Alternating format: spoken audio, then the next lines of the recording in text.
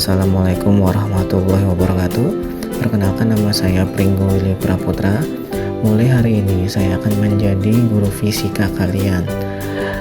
Di layar kaca kalian bisa melihat data saya berupa nomor handphone, email, dan IG saya.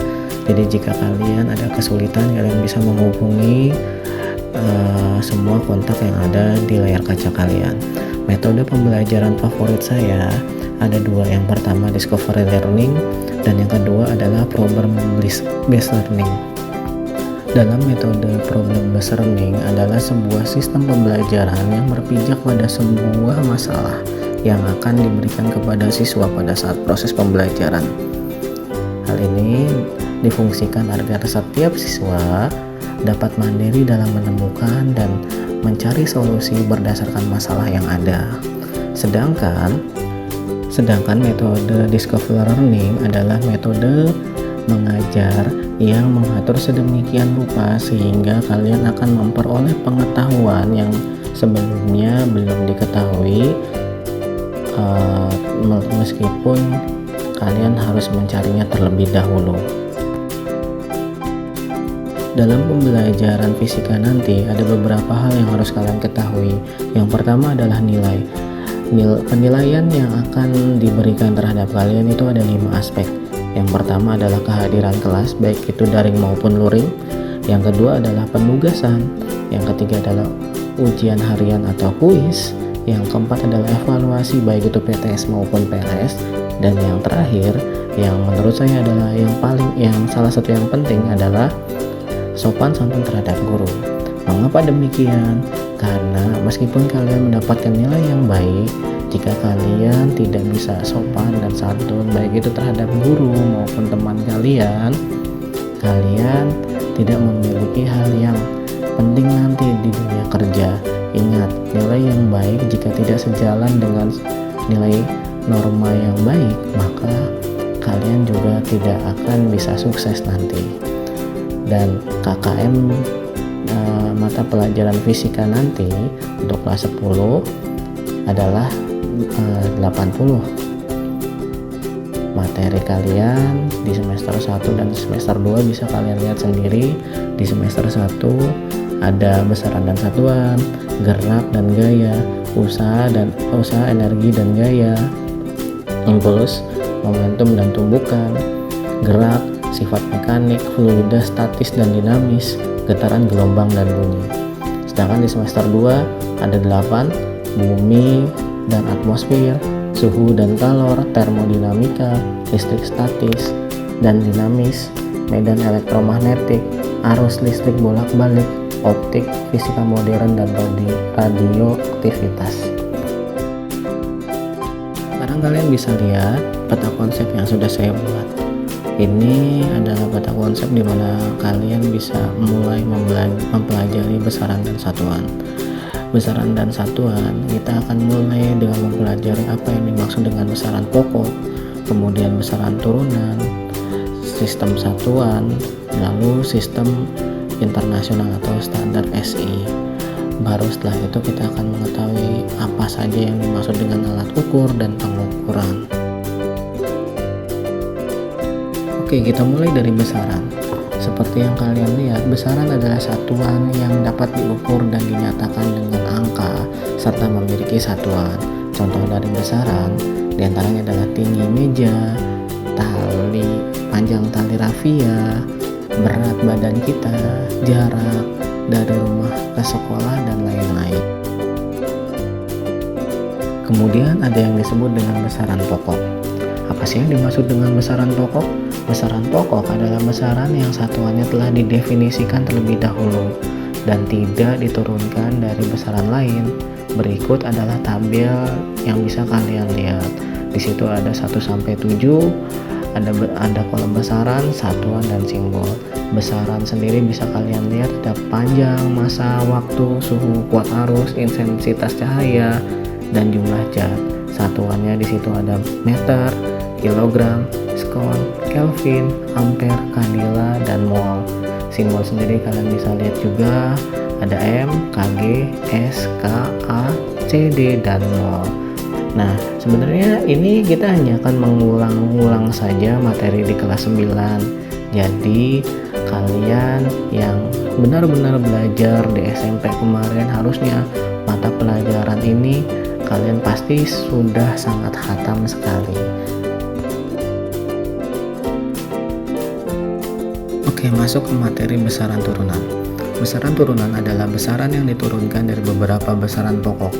Contohnya adalah luas, kecepatan, tekanan, energi, daya, dan lain-lain. Contohnya, gaya merupakan penggabungan antara massa dan percepatan. Kecepatan adalah penggabungan antara jarak dan waktu. Lalu, luas adalah penggabungan antara panjang dan panjang. Dari data inilah, besaran turunan dikatakan adalah besaran yang besarannya diturunkan dari beberapa besaran pokok. Lalu kita lanjut ke sistem internasional atau satuan sistem internasional. Satuan sistem internasional adalah satuan yang sudah ditetapkan oleh para ilmuwan dunia pada tahun 1960. Satuan ini memiliki beberapa syarat seperti yang pertama, tetap, artinya tidak boleh berubah. Yang kedua, internasional atau berlaku di seluruh negara. Dan yang ketiga, mudah ditiru untuk diperbanyak. Jadi, satuan sistem internasional ini sudah dipakai di seluruh dunia dan tidak berbeda walaupun ada di Indonesia, di Australia, di Malaysia, atau dimanapun itu berada. Pengukuran panjang, apa sih yang dimaksud dengan panjang? Panjang adalah jarak yang ditarik menurut garis lurus antar dua titik posisi. Contohnya ketika kita mengukur sebuah meja, kita harus menentukan dua titik yang harus kita ukur. Itu sebabnya disebut dengan panjang. Nah, satuan internasional dari panjang adalah meter. Untuk memudahkan mengkonversi atau mengubah suatu satuan SI atau satuan internasional ke satuan SI lainnya, diperlukan bantuan tangga konversi seperti yang ditunjukkan di gambar berikut. Kalian bisa lihat gambar tersebut. Di situ ada km, hm, DAM, m, dm, cm, dan mm. Di mana ketika dari atas ke bawah satu tingkat itu harus dikali 10 nilainya. Dan ketika kalian ingin mengkonversi naik satu tingkat, itu berarti harus dibagi 10. Nanti kita akan cek apa sih yang dimaksud dengan konversi tangga ini. Walaupun sebenarnya saya yakin kok kalian sebenarnya sudah belajar ini di SMP, bahkan sudah diulang-ulang, karena materi ini sebenarnya sudah ada dari kelas 7, bahkan di kelas 9 diulang-ulang terus. Jadi saya yakin kalian sebenarnya mengerti. Selanjutnya adalah mengukur massa. Massa adalah banyaknya materi yang terkandung di dalam suatu zat. Para ilmuwan menetapkan massa 1 kg setara dengan 1 liter air murni yang suhunya 4 derajat Celcius. Nah, alat untuk mengukur massa adalah neraca. Selain itu sebenarnya ada alat lain yang disebut dengan gelas ukur. Nanti mungkin di pertemuan offline saya akan menjelaskan kenapa gelas ukur itu bisa disebut dengan alat untuk mengukur massa. Ada beberapa jenis neraca. Di sini kita akan membahas beberapa neraca. Yang pertama adalah neraca meja atau neraca pasar. Kalian yang sering ke pasar pasti sering melihat neraca ini, atau sering disebut dengan timbangan. Nah, benda yang akan diukur massanya diletakkan di salah satu sisi timbangan yang seperti corong. Nah, prinsip kerjanya yaitu membandingkan massa benda yang akan diukur dengan kilogram standarnya. Jadi kalau kalian pernah lihat orang menimbang, nah itu sebenarnya sedang mengukur massa suatu benda. Selanjutnya adalah neraca Ohaus, neraca 3 lengan. Nah, neraca ini terdiri atas 3 skala, yaitu skala ratusan gram, puluhan gram, dan satuan gram. Neraca ini memiliki tingkat ketelitian hingga 0,1 gram dan biasanya digunakan di laboratorium. Selanjutnya adalah neraca elektronik atau neraca modern. Umumnya dijumpai di supermarket, apotek, ataupun laboratorium. Neraca ini biasanya digunakan dalam penelitian-penelitian, baik itu di laboratorium maupun di dunia kedokteran.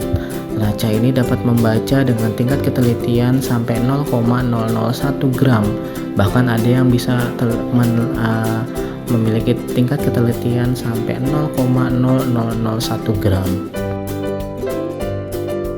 Sama seperti panjang, massa juga memiliki cara untuk dikonversikan, yaitu menggunakan tangga konversi. Tangga konversinya juga sama persis seperti saat mengkonversi panjang. Kalian bisa lihat di situ ada kilogram, hektogram, dekagram, gram, desigram, sentigram, dan miligram. Dan prinsipnya juga sama. Ketika naik satu tingkat itu harus dibagi 10. Sedangkan kalau turun satu tingkat itu harus dikali 10. Di situ saya sudah memberikan data di mana 1 ton itu sama dengan 1000 kilogram atau 10 pangkat 3 kilogram. 1 kuintal itu sama dengan 100 kilogram atau 10 pangkat 2 kilogram. 1 hektogram itu sama dengan 1 ons. Atau sama dengan 0,1 kilogram atau sama dengan 10 pangkat min 1 kilogram. Kita masuk ke pengukuran waktu. Standar untuk satuan waktu adalah sekon atau disingkat dengan S atau detik.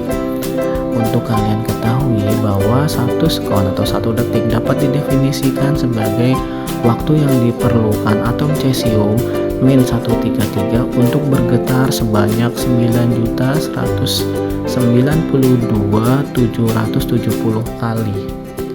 Jumlah yang sangat banyak ya untuk bergetar, tapi memang inilah adanya. Jadi di dalam fisika itu semuanya sebenarnya ada angkanya.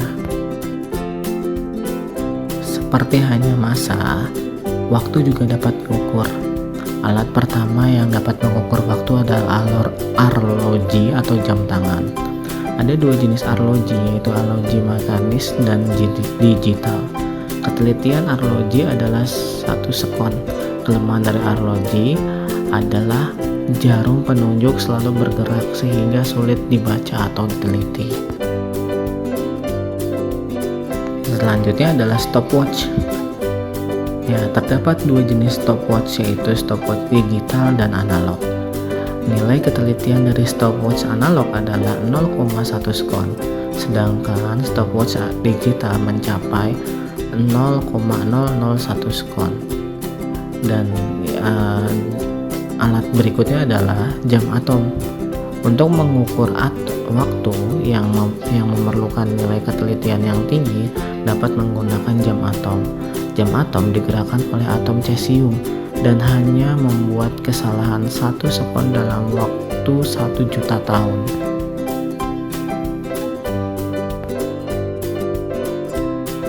Baik, sekian materi saya. Setelah kalian melihat materi ini, silahkan kalian lihat 1 kali lagi untuk memperdalam materi kalian. Selanjutnya silahkan kalian kerjakan evaluasi yang ada di dalam Google Classroom saya. Dan jangan lupa kalian untuk absen materi saya, karena jika kalian tidak absen maka kalian saya anggap tidak hadir dalam pembelajaran hari ini. Terima kasih. Semangat terus dan semangat belajar. Assalamualaikum warahmatullahi wabarakatuh.